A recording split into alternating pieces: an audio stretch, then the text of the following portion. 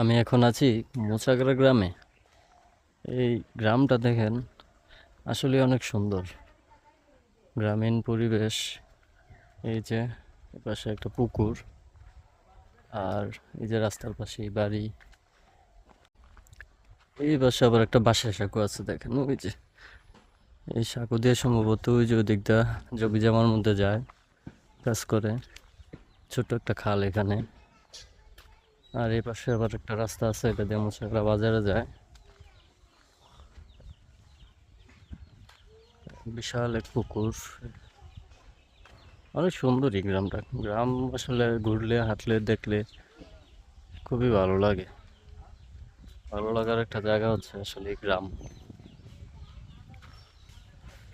শীতল বাতাস, উফ, শান্তির একটা জায়গা। ওই পাশে জমি জমা মাঠ, মানুষ কাজ করে ধান লাগায় রাখছে।